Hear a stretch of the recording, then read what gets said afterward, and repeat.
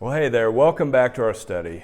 In this study, we're going to be looking at Acts chapters 27 and 28. And so this will be the last video in our series.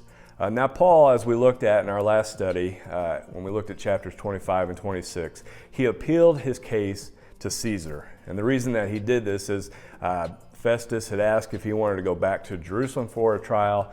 Paul did not think he would probably get a fair trial. He also thought he would be killed on his way there. And so as a Roman citizen, Paul appeals to Caesar, and he is going to head off to Rome.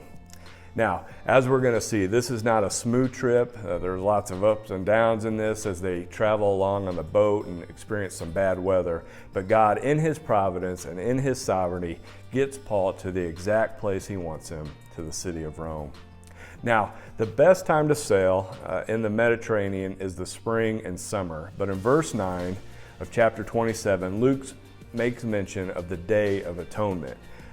And this ended in mid-October. And this is not a good time to be taking this type of trip as they're trying to get to Rome. But Julius, the centurion who's in charge, does not think they're making quick enough time. And so he changes the type of boat they were on. They were on a smaller boat. It was a coasting type of boat, so it would get just off the coast and then kind of stop along the way at different cities. But again, Julius, he wants to speed up the process, and so he changes all these people into an Alexandrian boat. Now, this was a very big boat, actually the biggest boat of its time.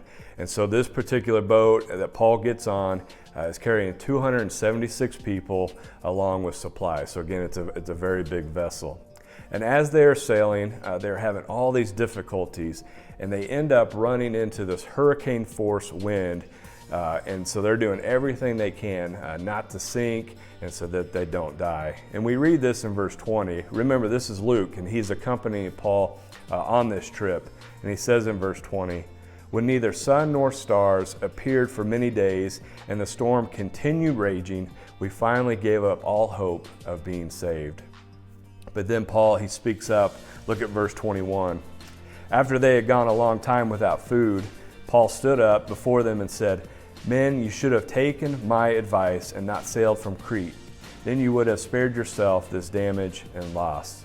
But now I urge you to keep up your courage, because not one of you will be lost, only the ship will be destroyed.'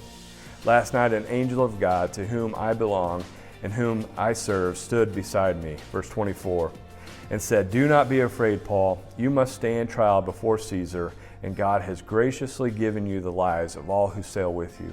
So keep your courage, men, for I have faith in God that it will happen just as He told me.'"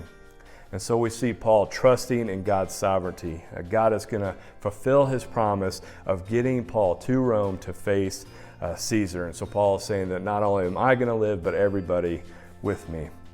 But even though no one is going to die, this does not mean that the difficulties all of a sudden just stop. Look at verse 41. "But the ship struck a sandbar and ran aground. The bow stuck fast and would not move, and the stern was broken to pieces by the pounding of the surf." And then verse 42. "The soldiers planned to kill the prisoners," so there were more prisoners on this boat than just Paul. And so they thought if they get away, they're going to be in big trouble. So again, it says the soldiers planned to kill the prisoners to prevent any of them from swimming away and escaping. Verse 43. "But the centurion wanted to spare Paul's life and kept them from carrying out their plan. He ordered those who could swim to jump overboard first and get to land. The rest were to get there on planks or on other pieces of the ship, and this way everyone reached land safely." So everyone arrived safely on this island called Malta, just as Paul had indicated. And as the story goes on, they build this fire, and Paul is helping get some wood. And it says in verse 3 of chapter 28 that a viper was driven out by the heat and bites and fastens itself to Paul's hand. Now, I'll admit, if I'm Paul at this point, I'm about to give up. I'm saying, okay, I just went through this wreck of a boat. Now I'm getting bitten by a snake. I mean, is anything else going to happen? But again, I want to recall to your attention, as we've talked about throughout this study, that we need to remind ourselves that though God is in control and God is sovereign and He has a plan for our life, this does not mean that we're not ever going to have difficulties and trials and sufferings in our life. In fact, we are promised in the New Testament that as a Christian, we will have suffering in this life. And then it says this in verse 4. When the islanders saw the snake hanging from his hand, they said to each other, "This man must be a murderer, for though he escaped from the sea, the goddess Justice has not allowed him to live." But Paul shook the snake off into the fire and suffered no ill effects. The people expected him to swell up or suddenly fall dead, but after waiting a long time and seeing nothing unusual happen to him, they changed their mind and said he was a god. So very quickly we see that, hey, he's a murderer, now he's a god. So they changed their mind pretty quick. And then as we continue on in this story, we see in verses 7 to 14 that Paul does a number of miracles. The people treat the prisoners and all those that were on the boat very well. So they're there for about 3 months, and then they sail off and they finally show up in Rome. Look at Acts chapter 28, verse 16. It says this in verse 16. When we got to Rome, Paul was allowed to live by himself with a soldier to guard him. 3 days later, he called together the local Jewish leaders. And so Paul, he's under house arrest, and he would have a soldier chained to him for about 4 hours every day, and then they would rotate. And so those soldiers, I'm sure Paul over and over again shared the gospel with them. And also, as we've seen with Paul's strategy, when he would get to a new city, he would go to the Jewish synagogue and share the gospel there.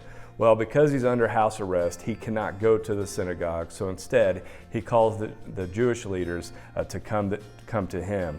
And so like he did when he went to the synagogue, he shares the gospel. And as we've seen throughout Acts, some believe and some do not. And then Acts ends with this in verse 30. For 2 whole years, Paul stayed there in his own rented house and welcomed all who came to see him. He proclaimed the kingdom of God and taught about the Lord Jesus Christ with all boldness and without hindrance. And then the book of Acts ends. Now, if you're like me, this seems like somewhat of an abrupt ending. I mean, what happens to Paul? Is he executed? Was he set free? And we're not told here in Acts. But when we look at some of Paul's letters, we can kind of piece together some clues. And so let me share some of that with you. In 2 Timothy chapter 4, Paul talks about his first trial. He's writing to Timothy, remember who he calls his son in the faith. And so he talks about his first trial, but then he mentions in that same chapter that he knows that his life is about to end. And so many scholars think that Paul was released from prison after his 2 years here under house arrest in Rome. So he was released, and then he spent a couple years doing ministry. Some even think that maybe he went as far as Spain. We're not exactly sure, to plant churches and all that. But we do know most likely that he was released. He wrote 1 Timothy and Titus. He was arrested again. And then instead of being put under house arrest, he actually was put in a very terrible prison. He wrote 2 Timothy, and then he was executed by having his head cut off.